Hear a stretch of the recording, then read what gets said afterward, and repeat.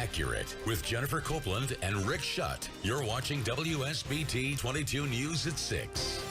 Welcome back to WSBT 22 News. This is Justin. Ho Chi Minh, the Vietnamese Communist revolutionary leader and President/Prime Minister of North Vietnam, we have just found out that he's created a trail leading from North to South Vietnam, which is aiding the troops in the Vietnam War.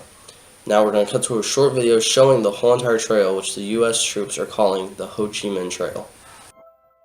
Deep in the jungles of Vietnam, soldiers from both sides battled heat exhaustion and each other for nearly 20 long years.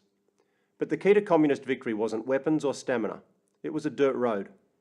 The Ho Chi Minh Trail, winding through Vietnam, Laos and Cambodia, started as a simple network of dirt roads and blossomed into the centerpiece of the winning North Vietnamese strategy during the Vietnam War, supplying weapons, troops and psychological support to the south. The trail was a network of tracks, dirt roads and river crossings that threaded west out of North Vietnam and south along the Truong Son mountain range between Vietnam and Laos. The journey to the south originally took 6 months, but with engineering and ingenuity, the Vietnamese expanded and improved the trail. Towards the end of the war, as the main routes detoured through Laos, it only took 1 week. Here is how it happened.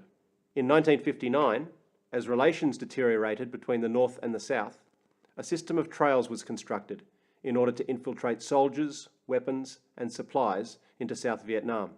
The first troops moved in single file along routes used by local ethnic groups, and broken tree branches at dusty crossroads were often all that indicated the direction. Initially, most of the communist cadres who came down the trail were Southerners by birth who had trained in North Vietnam.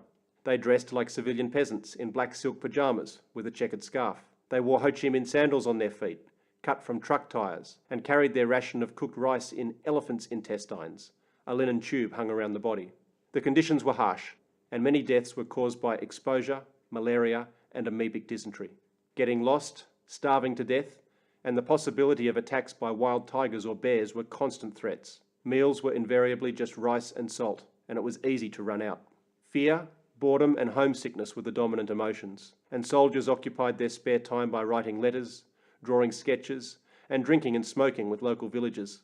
The first troops down the trail did not engage in much fighting, and after an exhausting 6-month trip, arriving in the south was a real highlight, often celebrated by bursting into song. By 1965, the trip down the trail could be made by truck. Thousands of trucks, supplied by China and Russia, took up the task amidst ferocious B-52 bombing, and truck drivers became known as pilots of the ground. As the traffic down the trail increased, so did the US bombing. They drove at night or in the early morning to avoid airstrikes, and watchmen were ready to warn drivers of enemy aircraft. Villages along the trail organised teams to guarantee traffic flow and to help drivers repair damage caused by air attacks. Their catch cries were, "Everything for our southern brothers," and "We will not worry about our houses if the vehicles have not yet gotten through." Some families donated their doors and wooden beds to repair roads.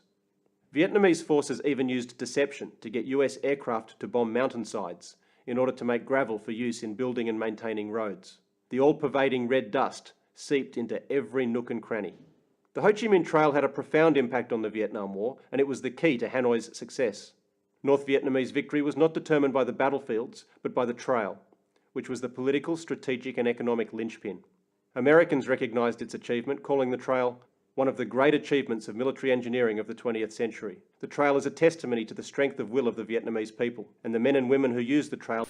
Welcome back. Now to the weather with Landon Thompson. Landon, you're on.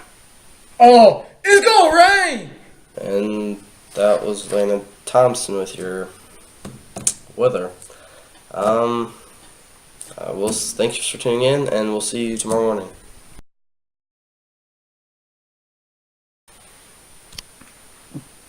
See, then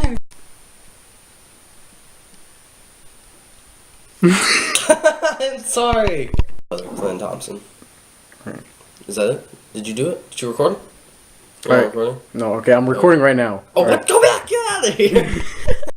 I didn't even say go! Jeez! I can't